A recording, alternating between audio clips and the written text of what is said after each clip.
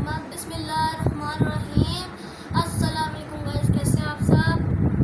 Guys, जैसे कि आप जानते हैं मुहर्रम का महीना है। मैं सिर्फ मुहर्रम से रिलेटेड व्लॉग बनाऊंगा। गाइस, इंशाल्लाह मैं भी सभी लगूंगा, आप भी लगूंगा और लंगर भी तकसीम करें। गाइस, अभी से लेकर 10 मुहर्रम तक मैं आपको करबला की वीडियो दिखाऊंगा। गाइस, ये वीडियो आप भी देखिए और मैं भी देखता हूँ, वीडियो एंड तक देखिए। 10 मुहर्रमुल हराम जुम्मा का दिन है। मैदान करबला में एक तरफ 22,000 से जायद यजीदी लश्कर, उनका सिपा सलार एक सईद बाप का शकी बेटा, अजीम सहाबी रसूल हजरत साद बिन अबी वक़ास रजी अल्लाह ताला अन्हु का बदबख्त और लईन बेटा अमर बिन साद, और दूसरी तरफ नवासा रसूल जिगर गोशाए ज़हरा बतूल इमाम अली मकाम इमाम हुसैन इब्ने अली अहले बैत अतहार और जानिसारों का लश्कर। आज करबला की ज़मीन कांप रही है और इमाम सब्र और रिज़ा का पैकर बनकर फौज यजीद के सामने खड़े हैं। आपने खुतबा इरशाद फरमाया, मगर उन जालिमों पर कोई असर ना हुआ। सिर्फ एक खुशनसीब खुतबा हुसैनी के बाद लश्कर यजीद को छोड़कर इमाम अली मकाम के कदमों में आ गिरा, जिसका नाम हुर बिन यजीद अर्रियाही अत्तमीमी था। मैदान करबला में जंग की इब्तिदा हो गई।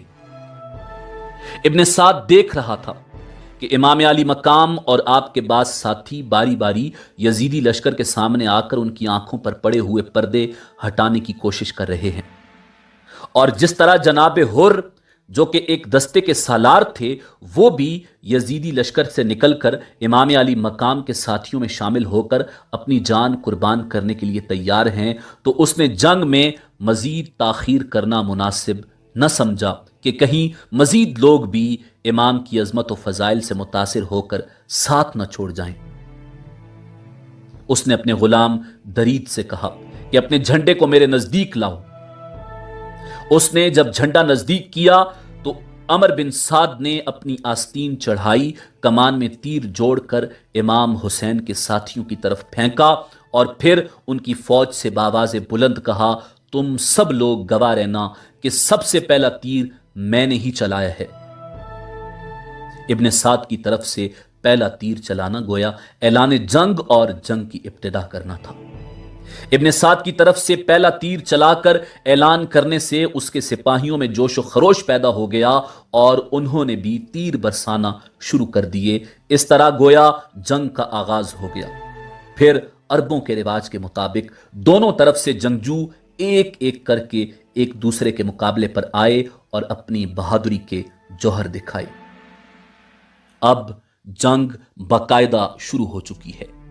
यह मैदान करबला का खूनी मंजर है। यजीद इब्ने मुआविया की फौज से तीरों की बारिश हो रही है। इमाम हुसैन के साथी ढालें बनकर आपको घेरे में लिए हुए हैं। कौम अशकिया से इब्ने ज़ियाद के दो गुलाम यसार और सालिम मैदान में आते हैं। इमाम की तरफ से अब्दुल्ला बिन उमैर निकले। इब्ने ज़ियाद के दो गुलामों ने कहा, हम नहीं जानते कि तुम कौन हो, वापस जाओ और हमारे मुकाबले में ज़ुहैर बिन क़य्युन या हबीब बिन मज़ाहिर को भेजो। जनाबे अब्दुल्ला बिन उमैर रजी अल्लाह ताला अन्हु गजबनाक हो गए। गुस्से से यसार को मुखातिब किया, ओ बदकार औरत के बेटे, तुम मुझे नहीं जानते? तू मेरे साथ लड़ना अपनी तौहीन समझता है? मैं हुसैन का सिपाही अब्दुल्ला बिन उमैर हूं। पहले मुझसे लड़ लो, फिर बड़े बड़े बहादुरों को भी बुला लेना। यह कहा और तलवार चला दी। तलवार बिजली की तरह चमकी और उसके संभलने से पहले ही उसका काम तमाम कर दिया। सालिम ने साथी का हशर देखा तो नेजा तान कर वार कर दिया। अब्दुल्ला बिन उमैर ने ढाल पर रोका, दोनों तरफ से वार होते रहे। आखिर सालिम भी वास्ले जहन्नुम हो गया। यजीदी लश्कर का पूरा दस्ता पहुंच गया। हुसैन का अकेला सिपाही अब्दुल्ला बिन उमैर तेगो सिना के जौहर दिखा रहा है। अब्दुल्ला की बीवी उम्मे वहब भी साथ थी। शौहर को घिरे हुए देखा तो बेकरार हो गई, लकड़ी की लाठी उठाई और मैदान की तरफ दौड़ी। अब्दुल्ला ने लड़ते लड़ते उसे देखा तो जोर से चिल्लाए, ए उम्मे वहब, वापस चली जाओ, ये औरतों की लड़ाई नहीं है। लेकिन वो न रुकी। इमाम अली मकाम इमाम हुसैन इब्ने अली ने आवाज दी, ए उम्मे वहब, رک جاؤ۔ وہب رک گئی۔ آپ نے فرمایا اللہ تجھ پر رحمت کرے، جہاد عورتوں پر فرض نہیں ہے، واپس پلٹ جاؤ۔ عبداللہ بن عمیر دشمنوں میں پوری طرح گھر چکا تھا، تلواروں کی باڑ آ رہی تھی، اور یوں ریگزار کربلا کا پہلا شہید دادے شجاعت دیتے ہوئے جام شہادت نوش کر گیا۔ انا للہ و انا الیہ راجعون۔ آپ کی بیوی وہب بھی میدان کربلا میں شہید ہو گئی۔ بعض روایات کے مطابق جناب حر بن یزید الریاحی میدان کربلا کے پہلے شہید ہیں، اور بعض روایات کے مطابق جناب عبداللہ بن عمیر رضی اللہ تعالی عنہ میدان کربلا کے پہلے شہید ہیں۔ عبداللہ بن عمیر کو شہید کر دینے کے بعد ابن زیاد کے بائیں بازو کے چند دستے حملہ آور ہوئے تو امام علی مقام کے ساتھی زمین پر گھٹنے ٹیک کر کھڑے ہو گئے اور نیزے اٹھا لیے۔ نیزوں کی انیاں سیدھی دشمن کے گھوڑوں کی گردنوں تک پہنچ جاتی تھیں۔ کئی ایک گھوڑے زخمی ہو گئے اور فوج اشکیا آگے بڑھنے کے بجائے واپس لوٹ گئی، اور پھر ایک کا مقابلہ ایک سے شروع ہو گیا۔ امام علی مقام کا ایک ایک سپاہی اجازت طلب کر کے میدان میں جا رہا ہے اور اپنی شجاعت کے جوہر دکھا رہا ہے۔ جابری خاندان کے دو نوجوان امام علی مقام کی خدمت میں حاضر ہوئے۔ ان کی آنکھوں میں آنسو جاری تھے۔ امام نے فرمایا ابن اخی کیوں روتے ہو؟ ابھی چند لمحوں بعد تم بھی چشمہ کوثر پر پہنچ جاؤ گے۔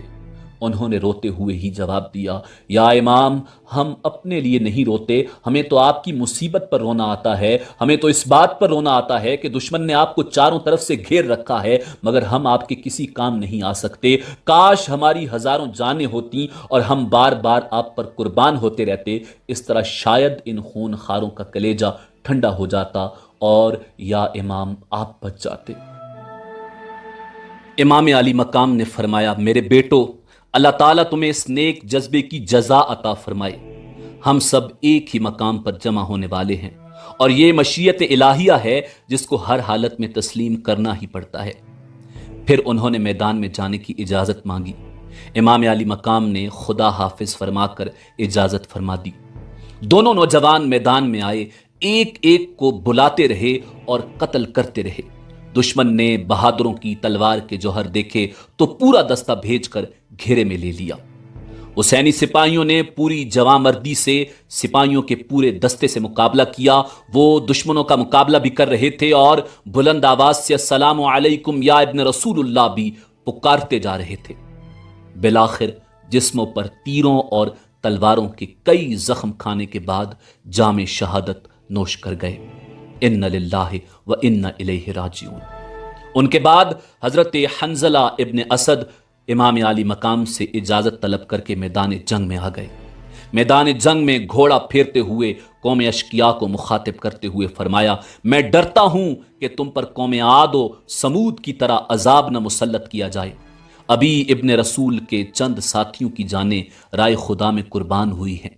ابھی ابن رسول اور آپ کا خاندان محفوظ ہے، اور ابھی بھی وقت ہے کہ تم خود کو عذاب الہی سے بچا لو۔ یاد رکھنا حسین کو قتل کر کے تم چین کی زندگی بسر نہیں کر سکو گے۔